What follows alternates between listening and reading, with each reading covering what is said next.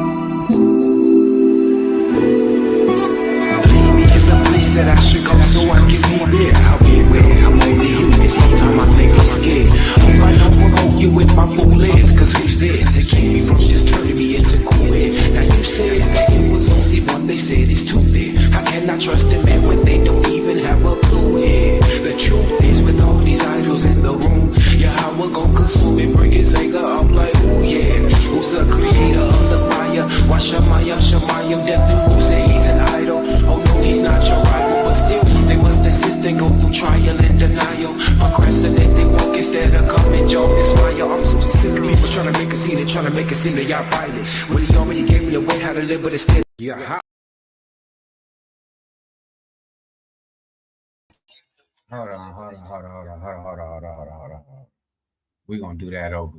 You know what I'm saying? We got to set the mood right. You know what I'm saying? It's coming soon. It's called Hanan's Prayer. You know what I mean? I hope y'all like it. And then we're going to get into this Cracks of Pillars. All right? Let's get it.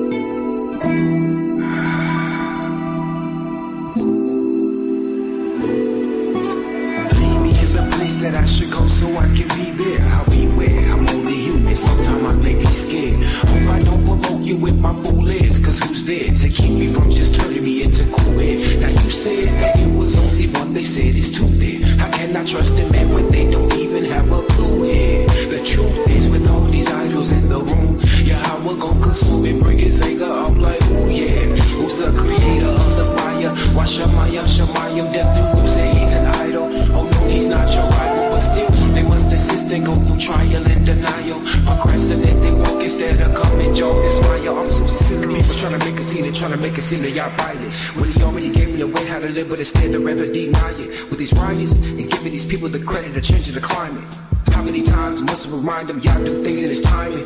If it ain't for y'all, then can you tell me what we waiting for? Ain't no meeny, miny, more, no, it's him alone. I see why they go against the man, because they hard as stone. Maybe it's cold, they so turning froze. Kick a message to my people, don't forget to flee from evil. Never know they might hold up traps, making you read and see what I'm the destination of abomination. I'm just waiting for the right time for me to say something.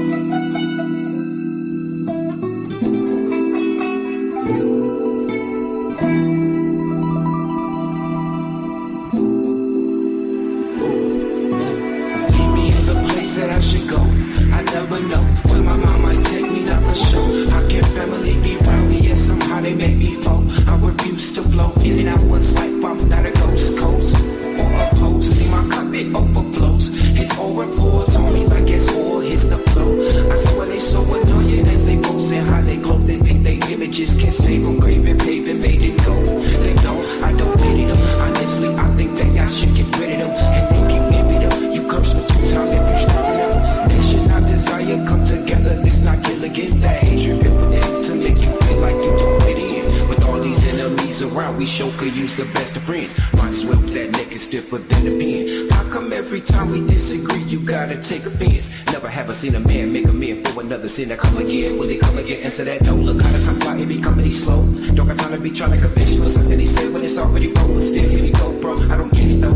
How many times do they gotta show you what they really want? Till you get involved with the one that's in charge of your soul. Y'all gotta give in, take all to the one back. It's all dog flaw, but they like, oh no, he wrong. They tryna follow a man with a cause. I don't waste my time, I'm gone.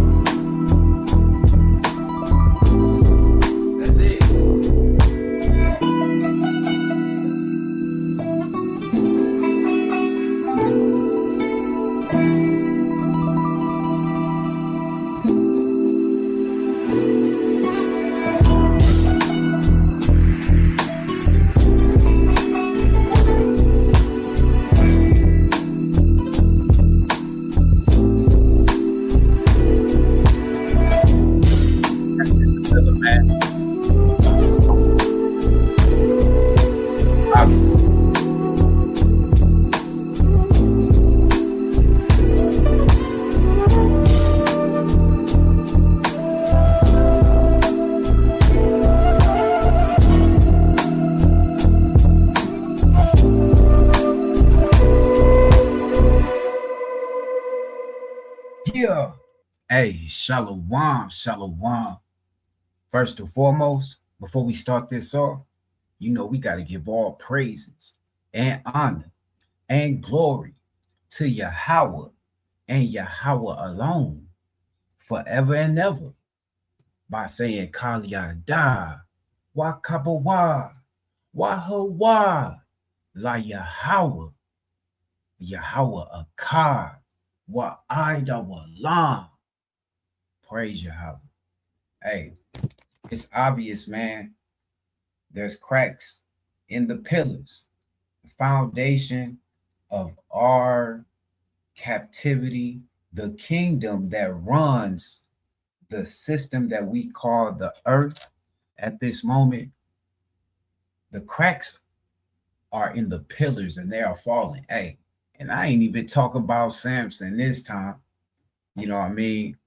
I hope y'all all out there doing good, doing very excellent. I pray the Most High is blessing y'all and keeping y'all in perfect peace.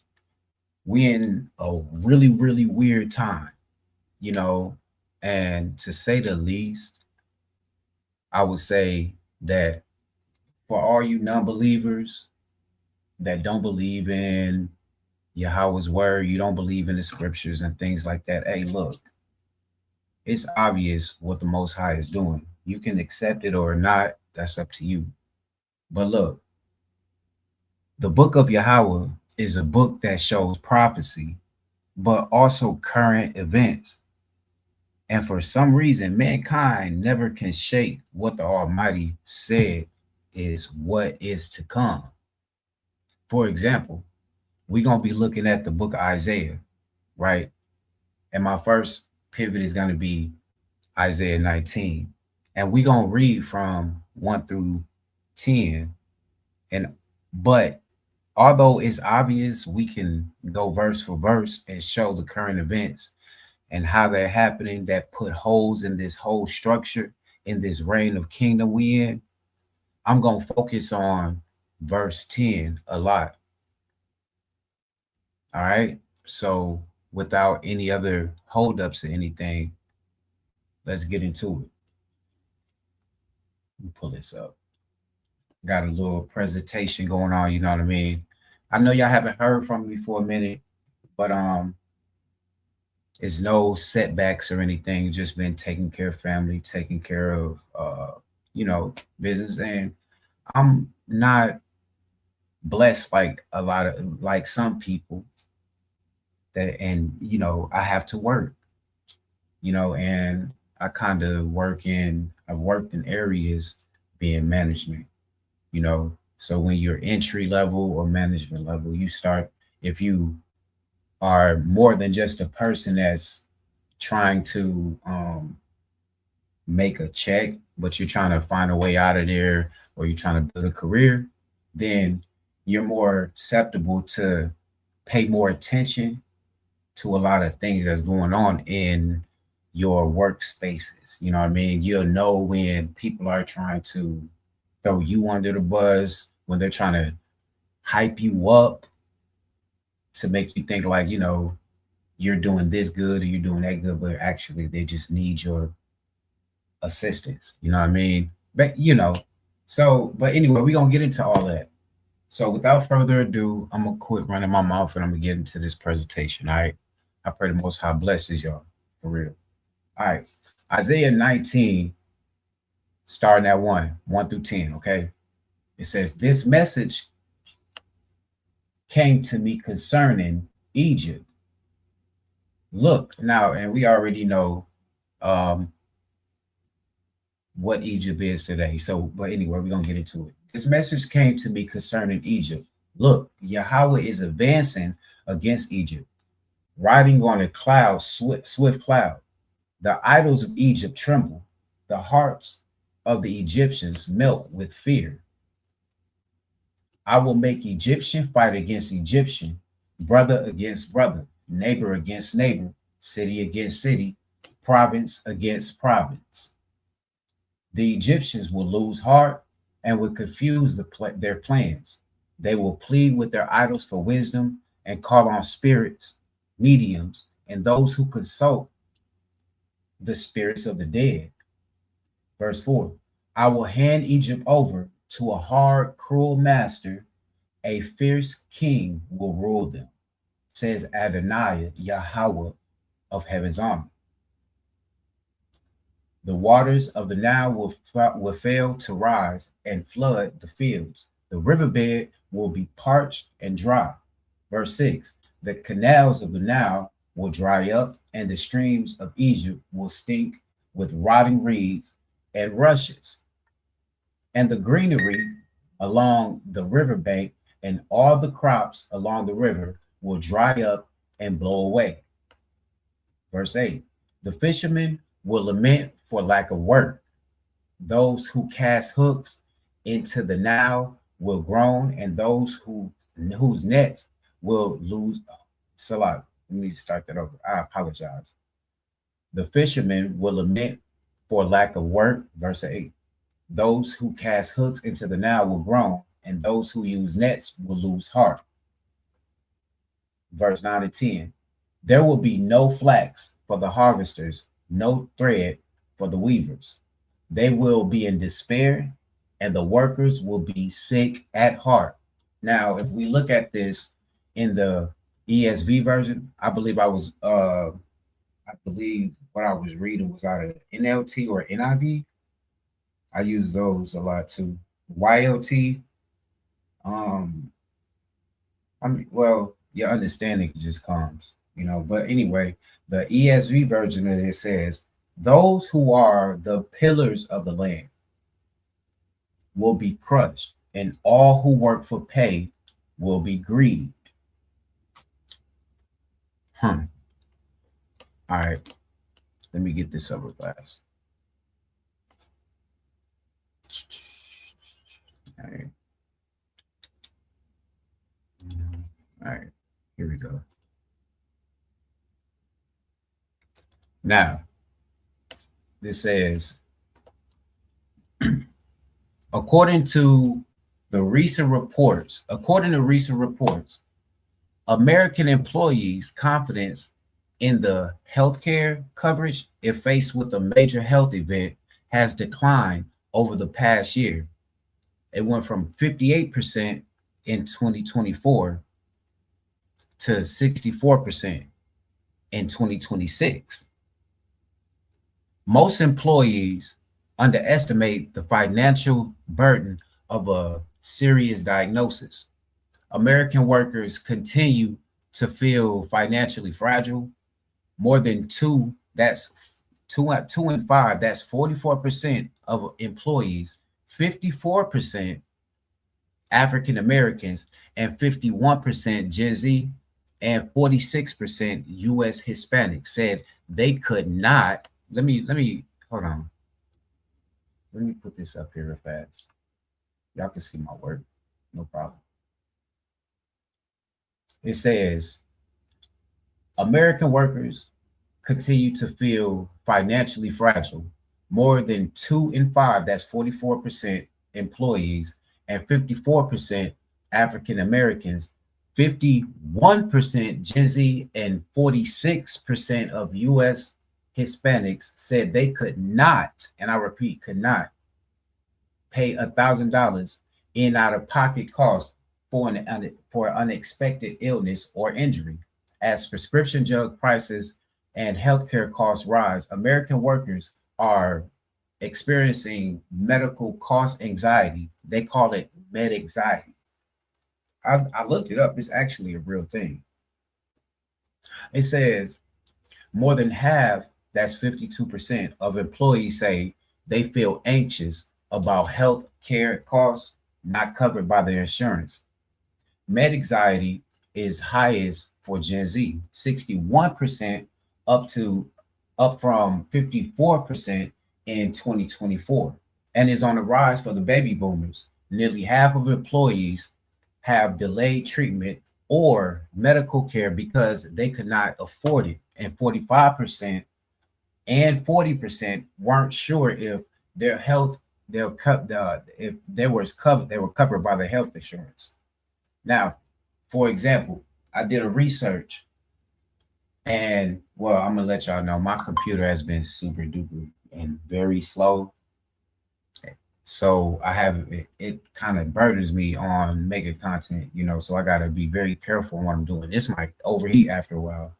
But anyway, I was doing a research and nearly three quarters, 72%, believe the out-of-pocket cost for a year of cancer treatment would be under 2000. That means people had that much faith in the WHO or the whatever health system it is, you know what I mean? Thinking, yeah, if I work, you know, build up this pillar, then I would be able to, if anything happened, it wouldn't cost nothing because I worked so hard, you know. But now they're starting to understand this is not the case, right? They discovered that, and they believe that the out of pocket cost for a year of cancer treatment would be under $2,000.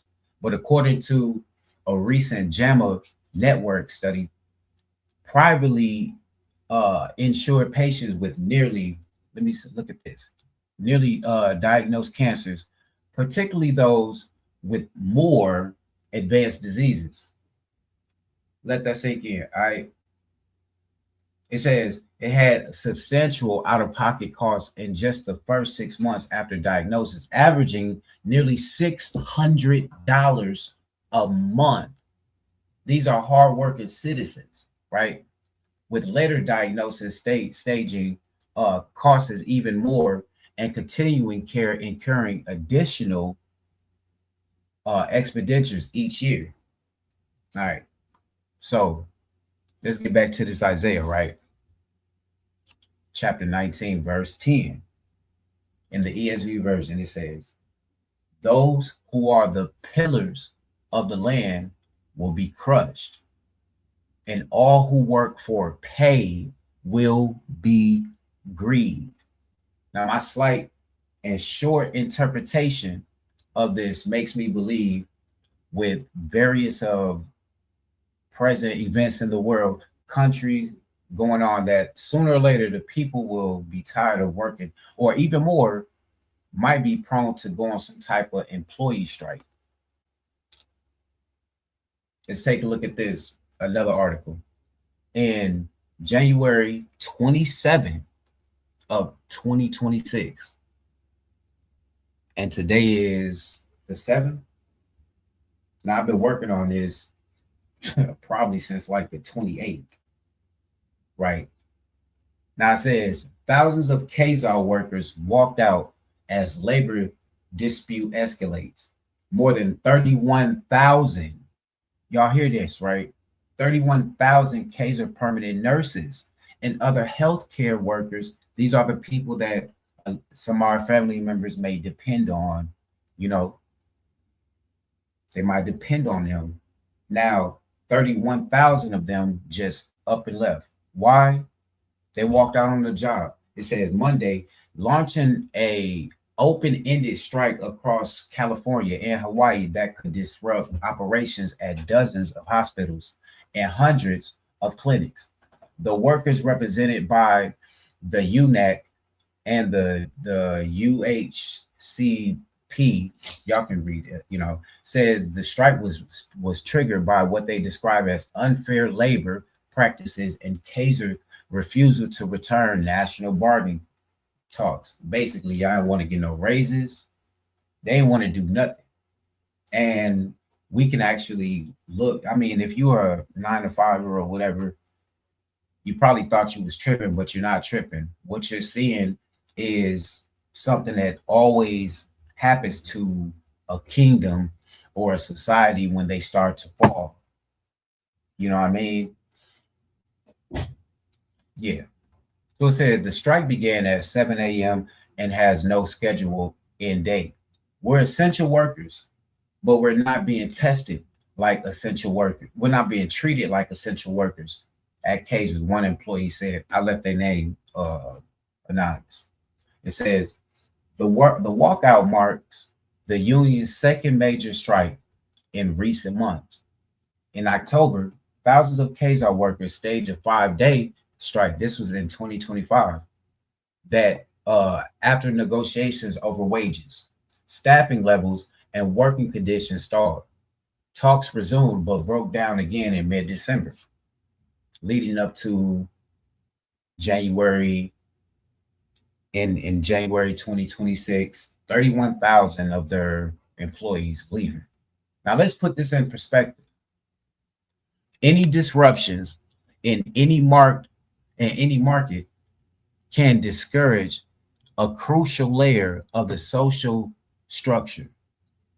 The essential workers who keep a town's systems running and who are often required to live with the specified radius of their workplace, which means police officers, firefighters, sanitation workers, teachers, nurses, and other medical personnel.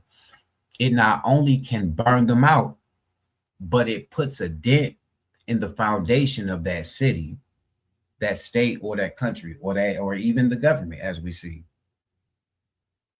As we see in scripture also, Yahweh has a reputation for coming for the foundation first. So it's obvious that this has been an ongoing thing. And now it seems to even escalate it, family. Now, look, it's not my whole facade of what I believe, but it's just an impelling idea. While Isaiah 19 is traditionally a prophecy against ancient Egypt, the psychological toll of labor and social instability resonates deeply with the modern shifts in the workforce itself. Let's kick back up here. Isaiah 19:10. Once again, I told you I was going to be here for a minute. Those who work, those who are the pillars of the land will be crushed, and all who work for pay will be grieved. Now, the pillars or the foundation, depending on the translation in verse 10, are crushed. These can also represent the upper class or the structures of society. You're looking at all of the files trying to get out, all these new laws coming into place, all these new things going on. But as we all know how proud people do, when a proud person, when their wickedness has has caught up with them, they won't admit to it. They'll try pointing the finger. And when we see those things going on, that's a facade of pride, just trying to have a mirage. You know what I mean? Which basically what I'm saying is we can see the structures falling. We can see the cracks in the pillars. When you have a person that you put in charge over you, and come to find out they have no respect for you, your boundaries, or anything, and or the people that you don't like. You have now entered the rulership of a cruel king. And we all know wickedness always has its limits, you know what I mean, before Yahweh does what he does. So anyway, let's get to this. Now, of course, Isaiah was speaking to the specific historical judgment on Egypt, but the human pattern he describes seems to be going on in Sodom. Remember what I stated earlier? As of late 2025, 44% of all employees and over 50% of Gen Z and African American workers reported they could not pay a surprise $1,000 expense even while working full time. It's safe to say that the pillars are financially fragile. You see, the pillars of society have crumbled, meaning inflation and political strife. Do that sound familiar? Now, we're going to wrap this up, but we're going to get into the pillar crisis. That means leadership and infrastructure. All right. Let's go to Isaiah chapter 3. We're going to do 1 through 4. I might do a part 2 because there are other places that I want to go that are in Isaiah. We got further down verses in Isaiah 3, Isaiah 58. We got a lot in Isaiah that shows, how we can look at society, even though these prophecies are old, we all know that, there's nothing new under the sun. You know what I mean? So these things are actually happening right now. And I also want to, yeah, I am going, I might do a part two because I want to get into our deliverance and that's not being able to lean on them that smote us. You know what I mean? So Isaiah chapter 3, it says, see now, Adonai Yahawah, Almighty, is about to take Jerusalem and Judah, both supply and support, all supplies of food and all supplies of water, the hero and the warrior, the judge and the prophet, the diviner and the elder, the captain of 50 and the man of rank, the counselor, skilled craftsman, and the clever enchanter. I will make, verse 4, okay, listen, I will make mere youths their officials. Children will rule over them. Now, in Isaiah chapter 3, 1 through 4. Now, let me change this. It's kind of throwing me off. All right. Now, in Isaiah chapter 3, verse 1 through 4, and Isaiah 19 and 10, the pillars are the first to go. If y'all go back and read, that's the first thing to go. This doesn't just mean physical buildings. It means the so-called competent experts.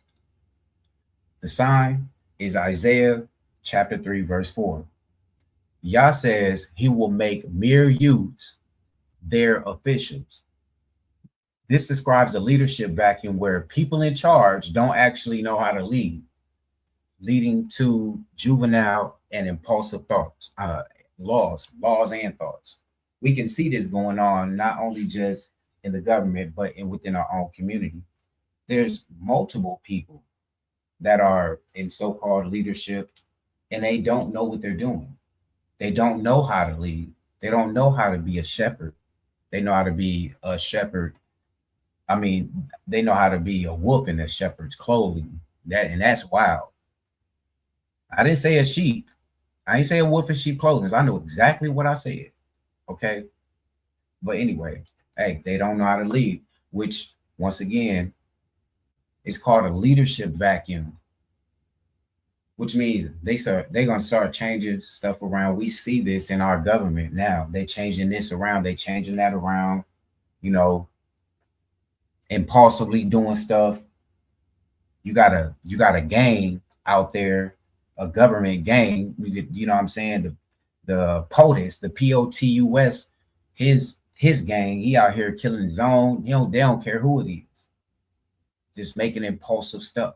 You know what I mean? But anyway, here is the current breakdown of leadership effectiveness and impulsive decision making in the workplace and Congress. So this is not what y'all about to witness right here. This is not just about the workplace. This is about the Congress as well. This is also about our nation.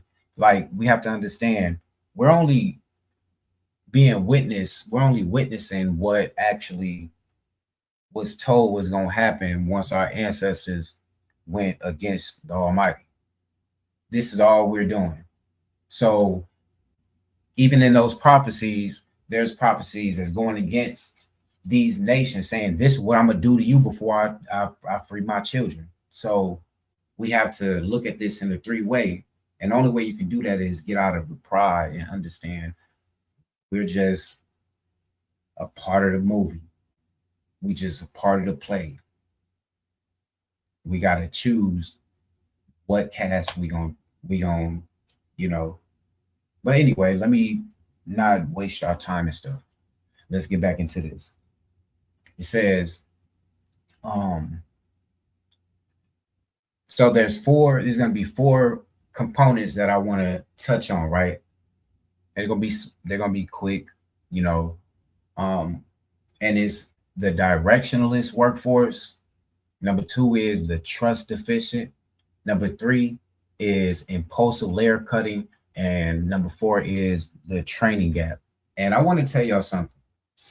If you are a person that you work for a living, I want to encourage you to get more into, if this is what you have to do, then as you get into the scriptures more, get more into whatever you're doing, start to get into their data. Start to understand the patterns that's supposed to go on. Understand the job that you're doing. Don't just, oh, I'm doing this, I'm doing. Understand what you're doing so you know when they're playing you, when they're being sincere. You know, when they are understanding that your work ethic is crucial to their company, or their your work ethic is just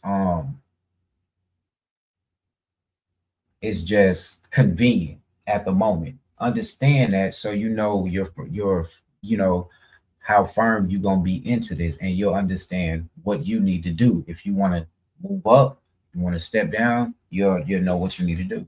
So anyway, the directionalist workforce, and I apologize. Only reason why I was saying all that is because when you been into management roles and stuff, when you do independent work, what I mean, then you can understand, okay, if I'm an independent worker, why am I all of a sudden being watched? Why do I have to be with, it's whatever it is. But anyway, let me stop running my mouth. Number one, the directionalist workforce. Now, according to a 2025 Korn Ferry workforce survey, 37% of the employees reported feeling directionless due to the lack of effective management. Now, we can go to Isaiah 5 and 12, I believe, or 3 and 12. Let me go to my phone real fast. I actually didn't put that down. I don't know why it just came to me. All right. Yeah. Out of the NLT version, Isaiah 3 and verse 12, it says, childish leaders oppress my people, and women rule over them. My people, your leaders mislead you. They send you down the wrong road. Childish leaders. Once again, we just went through this, right? Without going to Isaiah 3 and 12, we already established there's most of the time, basically what I want to give to y'all is, if you think that these people, your managers and stuff like that, if you're not in a management role, if you think they don't need you, you're fully mistaken. They don't know what to do. A lot of people in the management area, they don't know. They have no clue. That's why they latch on to people that have a function of work, have a good work ethic. You know what I mean? They might hype you up, they might not. They might make you feel like you need to do more. But either way it go, they don't know what to do. They're leaning on you. The pillars have cracks in them. Once again, this is not just about ancient prophecy. This is about modern structure failure. Let's go to number 2. It's the trust deficit. See, trust is at a premium. Gallup's mid 2025 data shows that 29% of workers cited a lack of clear, honest, or consistent communication as their primary reasons for detachment. I'm a witness of that. I've been a witness of that plenty of times. And I always used to wonder, well, what's going on? You're thinking, oh, they acting funny, they try to fire me. They just don't know. You know what I mean? They don't know what to do. Or they liars. A lot of management, they're liars. Don't trust your manager. They're a liar. Most of them are going to be liars. Passive aggressive, inconsistent with your communication, but then when things go wrong, they're going to blame you for lack of communication. It's not It ain't got nothing to do. Yeah, it got sometime it might have some to do. I'm this color, this, and they don't. But for the most part, they just actually they've been put in that position. They don't know what to do. There's so much stuff going on, so many new rules and regulations. They changing handbooks, the employee handbook so much, they don't know how to keep up with it. So they're gonna try to throw it on somebody else, right? But once again, it's literally proof. If you know who you are, it's proof that there's a foundation being broken, and it start at the government, but it trickles all the way down. There's always a head. There's always an upper echelon in every stage of this life, of this system that we in. You know what I mean? So yeah, I said verse number 3. Impulsive layer cutting in an effort to be lean. 41% of organization slash management layers. Y'all listen to this. All right, let me do this over. Impulsive layer cutting in an effort to be lean. Right, basically they're trying to save money or whatever. 41% of organization slashed management layers in 2024 and 25. Ironically, this has led to a 43% increase in executives admitting they are overwhelmed and unable to fulfill their own strategic responsibilities, leading to more knee jerk reactive decisions. They don't know what they're doing. That's why the assistant, the assistant manager, they seem to be knowing more what they're doing, but they're gonna get the backlash. They feel some type of way they're gonna get thrown under the bus, and you looking at them like, damn, how you gonna get thrown under the bus like that? How they gonna do that to you? Because now they become a threat because they know a little bit more than their higher up. And then that higher up, you know what they're gonna do? Like I said, they're gonna lead more, they're gonna do more knee-jerk reactions, impulsive. You know what I mean? It's not for like, it's not to try to do any type of fear monger or anything like that. It's just to like give you insight and hope. You know, you don't have to be afraid that our captivity, our captors are falling. You just gotta understand that it's gonna happen. You gotta this book of Isaiah to me, even though it's once again it's been a prophecy and all of that, things go round and round. And you gotta be a fool. I don't care if anybody wanna try to say, no, you off, you trying to put well, you if their pillars aren't falling, then I don't know what to tell. If you can't see that, then I don't know what to make a video. That's all I can say. Right. Verse, I said verse 4. Number 4, the training gap.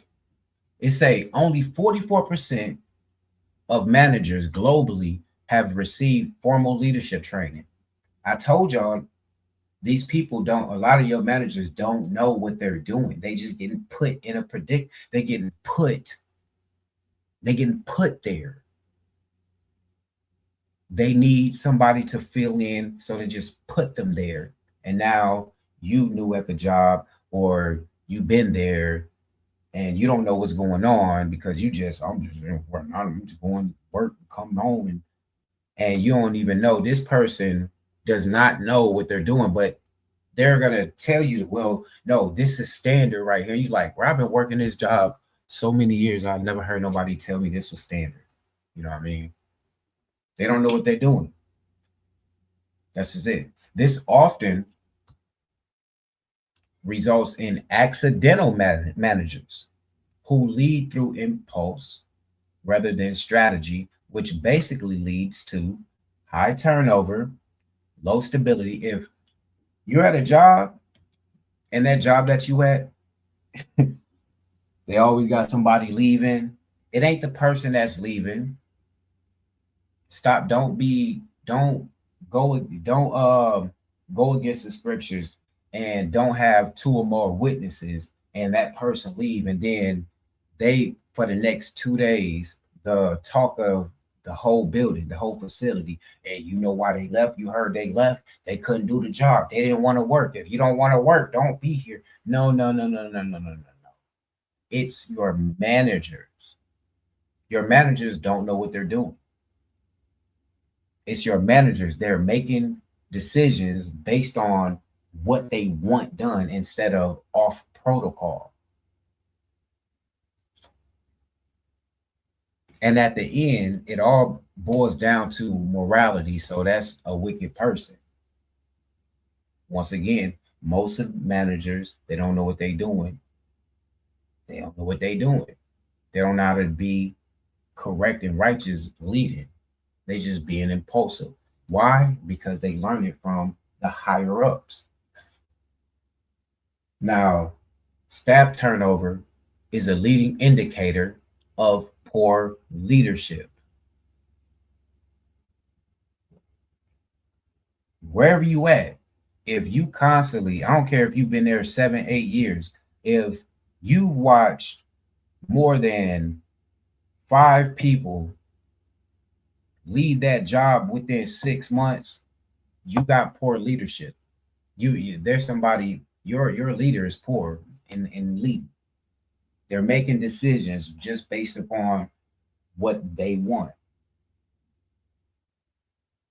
A cruel king will rule over you.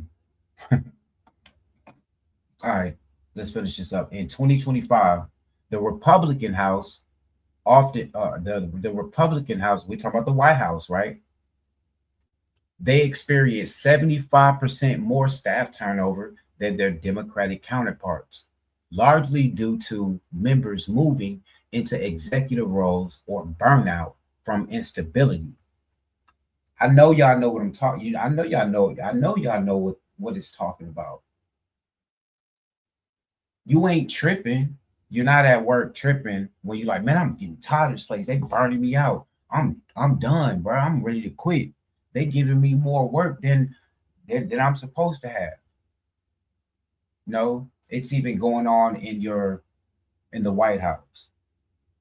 It's going on right there in the same people that you see at the table together, they can't stand each other. A lot of them feel like you don't even belong here. You just got here just because ain't nobody else was doing it.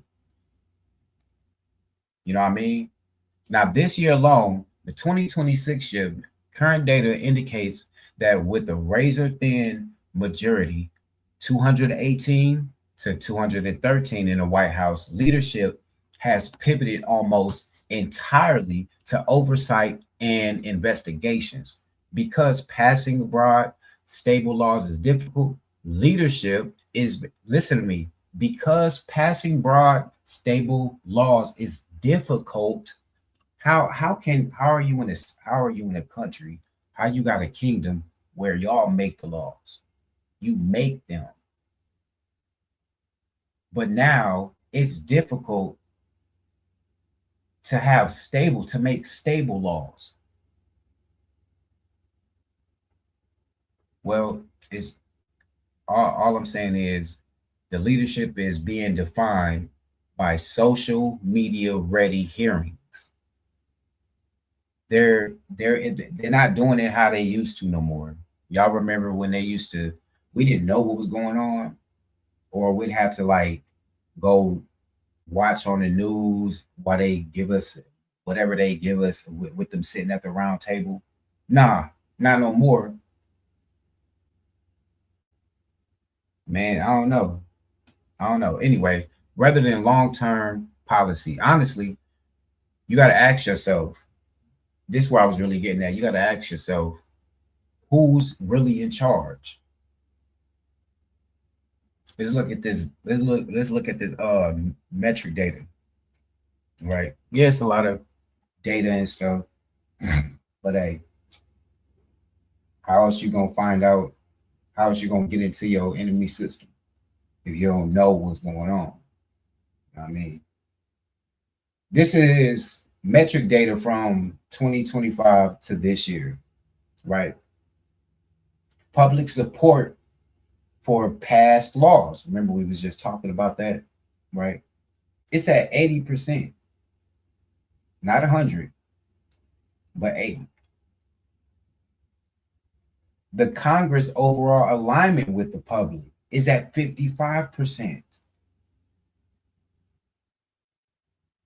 Can now just those two alone, that don't sit right with me. Because you got the public support, you have the public, and the laws that they support that are passed is only 80%. So you got 20% of laws that are passed that the public are like, no. A person might be like, that's not a lot. But then when you go into the Congress overall alignment with the public, that means you got 45% of those people that don't align with the public at all. So you're going to say these people are for you. You're going to say these are the same people that a lot of our people will say, yeah, you know, never mind, I'm not going to go there.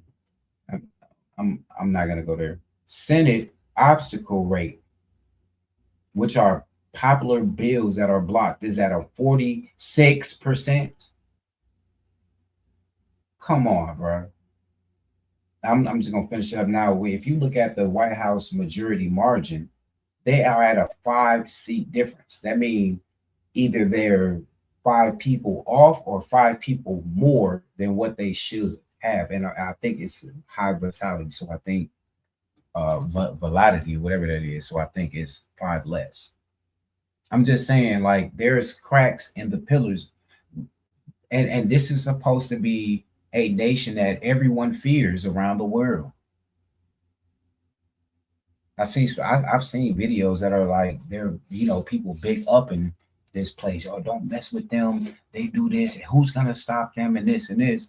But when you looking at just the structure, when you're looking at the economic structure of the government, of the work facilities, all the corporations, all the way down to basic living, there's a big crack in the whole foundation, and it's big, but nobody kind of sees it. So anyway, let's get back to this. All right.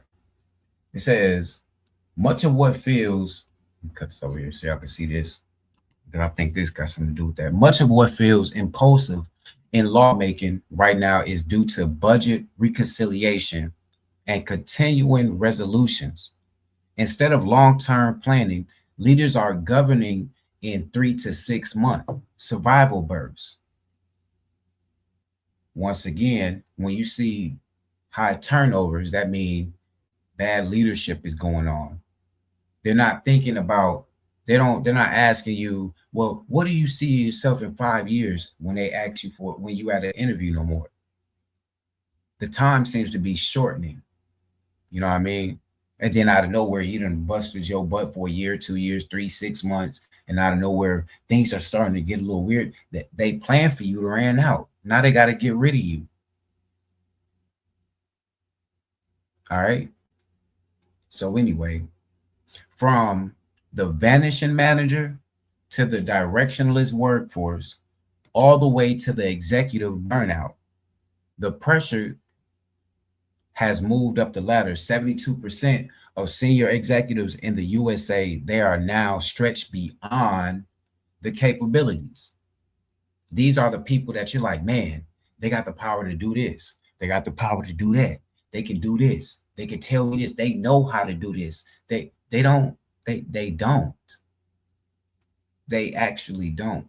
If you sit down with these people, if you were able to, or if you can just know the know the source of the work that they have that they do, you would be like, damn, dang, you really don't know what's going on. You really like ready to kick rocks, you know? So my thing is this, and my advice, my personal advice to anyone in the assistant manager role, either you get out or you advance above your higher up. Because listen, when these leaders are overwhelmed, they are significantly more likely to make impulsive, reactive decisions rather than strategic ones. And you'll be like, well, why are you giving this person this much? Why are you making this person do so much? Why are you making me do more than what I'm supposed to do? It's just, well, just do it. Oh, it's mandatory. You got to do it. You know, so it's like this. If you are a full-time employee somewhere and you are starting to see or have seen these scenarios play out, it isn't just your imagination. It's the result of structural thinning. Leaders at the top are too far away from their work to understand it. And the people who used to who are used to strategize into reality, which is like the assistant managers, middle managers, senior staffs, you know what I mean? They didn't either been fired or they done been burnt out. They didn't quit. They over it. They done. Money good, but I'm done. I'm over it. I can't do this no more. And the result of all this, people become so desperate for a leader that they grab a random neighbor and say, you have a cloak, you be our leader. This is what Isaiah 3 and 4 and Isaiah 3 and 6 was talking about. And it's a total breakdown of trust in these institutions. Remember, in these institutions. All right. All right. So we're going to talk about the cost of joining house to house. Right. I'm not going to get into a lot of the money and all that. We're just going to get into some scriptures and I'm going to be up out of here in like next 5 minutes. All right. Isaiah 5 and 8. Woe to those who join house to house and add field to field until there is no more room and you are made to dwell alone in the midst of the land. Now, when we speak on institutions, right, house to house, let's not leave out the Section 8, affordable housing, duplexes, office ratings. They're all under these corporations. Or better yet, maybe even these farmers that have inherited land from their slave owning ancestors. And just to let y'all know, P.S., that dwell alone is basically, you know, keeping everything for yourself. You know what I mean? Well, they call it patronism, being a patriot. Isaiah 5, 9 through 10. Yahweh of hosts has sworn in my hearing. Surely many houses shall be desolate, large and beautiful houses without inhabitant. For 10 acres of vineyard shall yield but one bath, and a homer of seed shall yield but an ephah. Now I know you see economic decreasing from neighborhoods all the way to the whole government's coming to a kneeling halt. All of this goes on while someone that doesn't even know right from wrong is leading you. And we can take it even to a level of why the other countries are in constant conflict. It all has something to do with who has what, who wants what, who feels like that's a little too much for one man.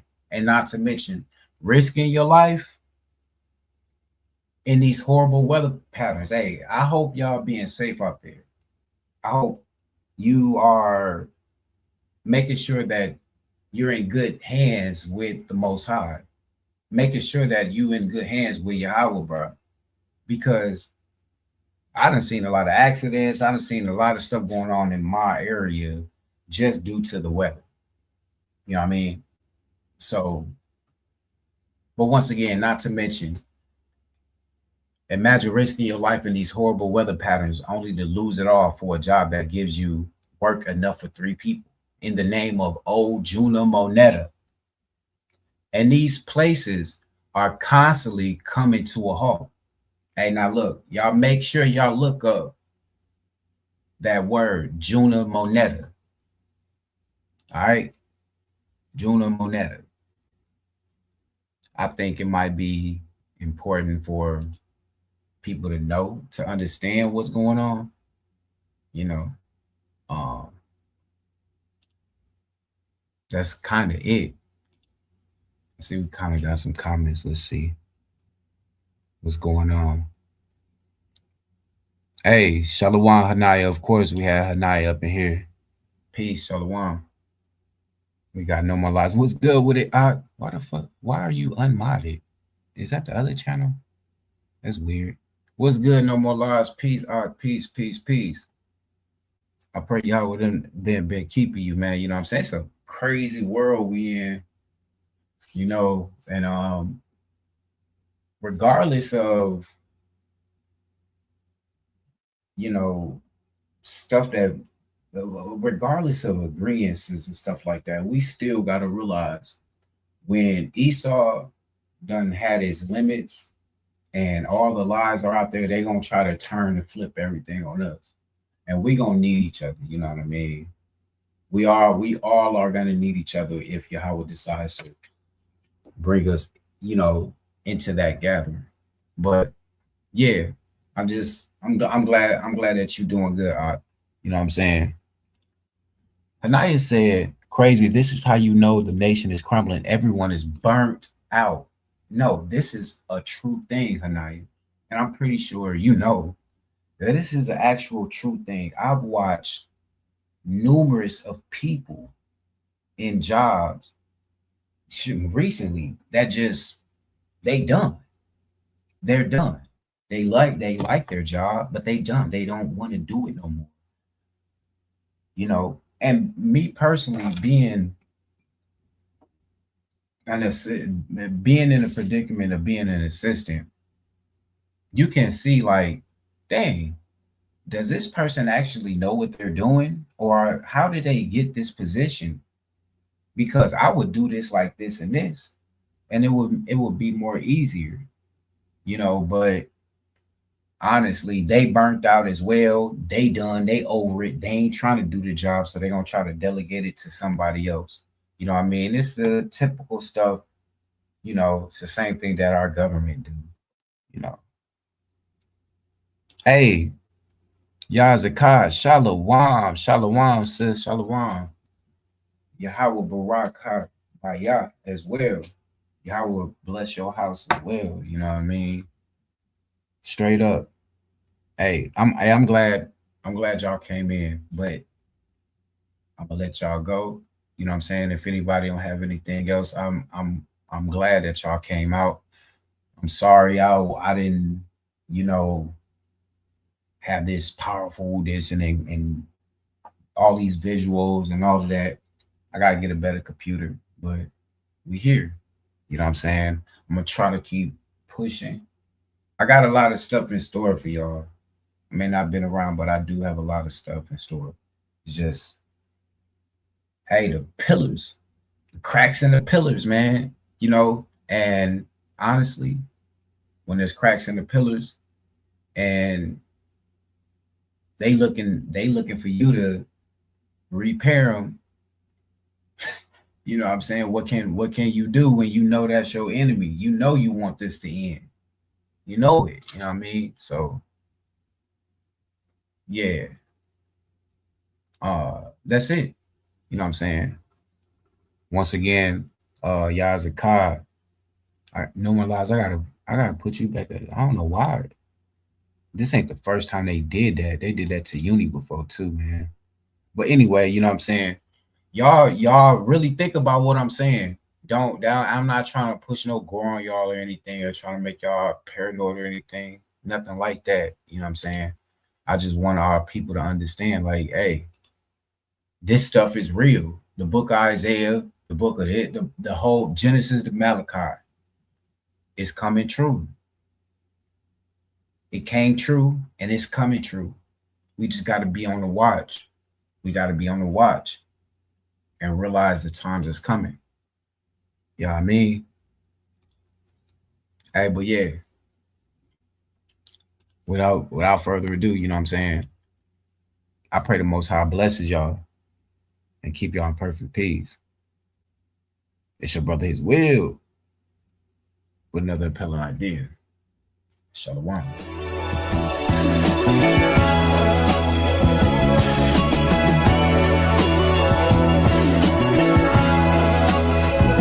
Yahawah must have rubbed up some feathers on my lady's song. It's like you decorating the lights, there's too much going on. Brother, please, can't you see we need to get along? That's crazy, I got he's in my DM trying to tag along. First they try to bring us up, then they bring us down. Come around, talk about the whereabouts, then and now. It's like nobody loves us, even though you say it loud. You can see, we know exactly what I'm talking about. Ain't nobody let you open your eyes except Yahawah, so why you keep on bothering me? You need to make your mind a vision following Yah, or you gon' run up behind somebody trying to deceive. I ask because I really wanna know. Is it searching for the truth? Family, here we go. I try to warn them loud and clear, but they don't hear me though. Make me wanna drop to my knees, throw some dirt up on my head and then scream in disbelief what it's gon' be. Is you trying to flee Babylon and leave, or believe in this wicked scheme? Selling us a dream captivity, got us weakening the wicked in the beat. As we feed on every single bit of Venus on the media to see how you gotta read the content, gotta think. Take your time and patience, read. No, we don't make it a personal beef. I told them we was the chosen seed, but it's basically Negro, please, what they telling me, though I can't. Yahawah must have put up some feathers on my lady's song. It's like you decorating the lights, there's too much going on. Brother, please, can't you see we need to get along? That's crazy, I got heathens in my deal, try to tag along. At first they try to bring us up, then they bring us down. Come around, talk about the whereabouts, then and now. It's like nobody loves us, even though we say it loud. You can see, we know exactly what I'm talking about. Hey, hey.